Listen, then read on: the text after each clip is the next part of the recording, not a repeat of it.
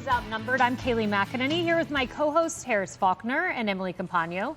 Also joining us, Fox News Sunday anchor Shannon Bream and former Georgia congressman and the host of the Doug Collins podcast, Doug Collins. Well, we begin with the growing questions over why the Biden Department of Justice are not, at this point, investigating the Nashville Christian school shooting as a hate crime. In a letter to Attorney General Merrick Garland, Republican Congressman Lance Gooden and Andy Ogles are demanding the launch of a hate crime investigation. Here's what they wrote. Federal law is clear. Acts of violence against individuals based on religious affiliation are hate crimes. The shooter was a former student at Covenant School and specifically chose to terrorize this school because of their Christian faith. It is appalling that you have not yet committed to opening a hate crime investigation, despite the shooter's motives being as clear as day. The shooting occurred at this hour on Monday. It is now Thursday. We have seen the Department of Justice take action on these issues much quicker with previous shootings. For instance, the horrific shooting at the Pulse nightclub was investigated as a hate crime in less than 72 hours. The massacre at the Tree of Life Synagogue within 24 hours. And the deadly shooting in a Buffalo supermarket investigated as a hate crime the very same day. But when Attorney General Merrick Garland was asked just yesterday whether he planned on investigating the Nashville Christian school shooting as a hate crime, here was his answer.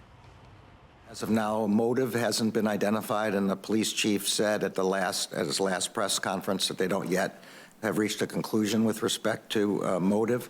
We are certainly working full-time with them to try and determine what the motive is, and of course, motive is what determines whether it's a hate crime or not.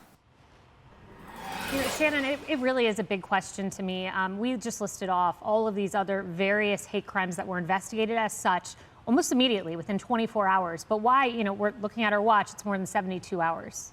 Yeah, and the DOJ has got to be aware of the optics of this and how difficult that is for them. We've talked a lot about the attacks on pregnancy centers versus attacks or threats potentially to abortion centers, and how the DOJ knows that they've got a public optics problem with that.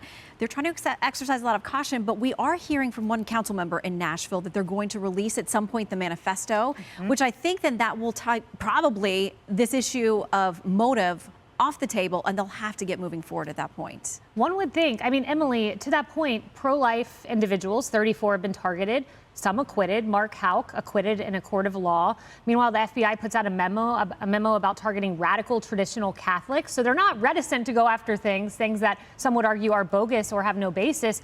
But this is a mass killing at a Christian school of 6 individuals who all professed a certain faith. Why would you not look at this as a hate crime immediately, or at least give an unequivocal condemnation of what we saw alongside that answer that Merrick Garland gave? Because it's Biden's administration that we're all living under. Because we are living under a cloud where it's not okay to be Christian. It's not okay to profess Christian faith, to be supportive of Judeo-Christian principles. It's not okay to pray in public. There's a distinction online in this country between Christian religious persecution and between what occurs in this country, which is apparently a perpetuation of a Christian, it's essentially a perpetuation myth. It's the perception of Christian persecution. There's a distinction drawn between religious persecution in other countries. What's the difference here? Why do we err on the side of hesitation when in every other facet of law, in every other investigation, you move forward with an investigation? Because isn't that the point? You are not drawing a conclusion immediately. You are merely sparking the investigation. All of the ducks are lined up right now. But for some reason, there is an absolute hesitance. There's an absolute anti toward any type of Christian faith here in this country. And it's only perpetuated by this administration because anyone else would have come out from the get-go standing tall. Harris, you expect extremists to engage in discriminatory speak. You don't necessarily expect it from wire services in this country, whom are deeply respected. I have 2 headlines that I just could not believe were real, but in fact they are. Here's an anti-Christian headline from the Associated Press. The head of the Christian elementary school, we know she was a hero, in Nashville, who was killed in a shooting there on Monday, was described by friends as smart, loving, and a rare female leader within a male-led religious culture. That's the Associated Press. Then you have Reuters, in this case, lying, it seems, with an intent to demonize Christians. Former Christian school student kills 3 children, 3 staff. Interesting description there of the shooter. Yeah, we could just call it a killer. You know, Yeah, murder. Right? Just call her a killer. Excuse me. You know what? Why aren't Christians in a protected group where others are? I think that's my big question. It's not why they didn't jump to looking at this as a hate crime, because they would have done that automatically if they saw Christians as a group that really needed to be protected. But they don't see us that way. And you know, for those of us who've really been out there unapologetically talking about our faith, we know what it's like to be canceled. This is the ultimate of cancellation, though, to lose precious lives and to not have anybody stick up for their belief system, for what they were trying to put out into the world, which was goodness and faith and love and kindness and hope and all of those things, the impenetrable weapon, spiritual weapon of prayer. They're working on that end, and what we focus in are all of the things that maybe the shooter needed. As Christians, we have big hearts. We can do both. We can pray for everybody, all 7 of them who died. But we do anticipate that someone will see that this is a protected group. When church in South Carolina, and I recently talked with presidential candidate Nikki Haley about this, it was, you know, near an anniversary point. When that church was attacked and President Obama went there and sang Amazing Grace, remember that? That was on his watch. You know, again, it wasn't acknowledged it was about race. It wasn't acknowledged that it was about the fact that they were also Christian. And I don't know why that is. I'm not sure, but it's bold as day. And if I can be unapologetic in my faith, why can't everybody else stand up and just call out what is real and what is true? It's not going to hurt us to look at the facts. It's a great question, and now we're getting word that perhaps we will rather get this manifesto. The timing is something to question here, though, Doug, because we know with Umpqua Community College, the shooting there in Oregon, took nearly 2 years to get the manifesto. Marjorie Stoneman Douglas High School, about 3 months to get it, 3 days in the case of the Walmart shooting. So we're looking anywhere from days to potentially years. Well, and the question is why? The shooter's dead. Okay, the crime itself is complete. I mean, because there's no, they have, at this point, they've not said that there was a conspiracy. You're not out going and looking for others. But so the question is, why not get the information out there? Because by holding it back, it does look like that you're protecting something or you're hiding something. And it goes back to what all of you've just said.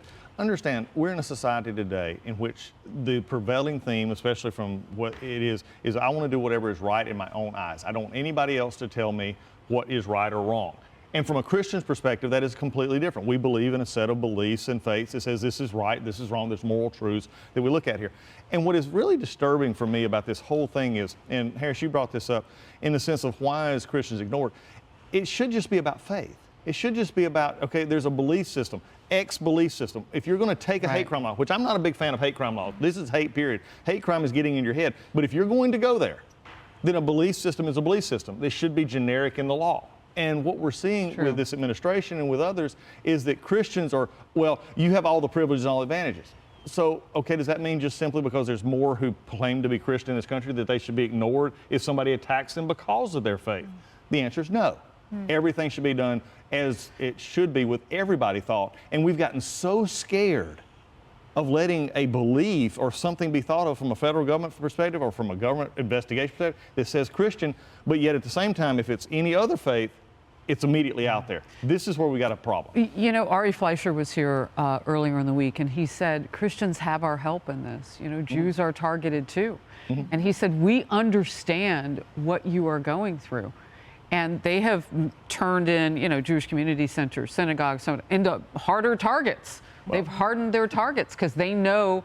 And he said, Christianity is the same. You will be targeted too. Take a note from our page. And so we can work together on this if we have to, outside of the government, to harden those targets, just like you and I talked about as moms hardening those targets as schools. But why is it that some religions are seen as protectable and in need of protection legally, but Christianity isn't? Let's just say, let's give a 2-second benefit of the doubt. Well, they're smaller or they're minority religions we need, and our country protects that minority voice. Okay, let's give that. But at a certain point in time, when it's the only thing that you protect, then it becomes a separate situation in which you're not protecting all. And I think that's the issue, whether you have faith, don't have faith. And that's where we've gotten so scared in this country of saying that I am a Christian. I believe that Christ died for me. Those are the kind of things that are offensive in a public place. But what about offenses from other religions? It's just got to be treated the same. Yeah, religious belief is a protected class, and that would include Christianity. Exactly. We would hope. Bottom line.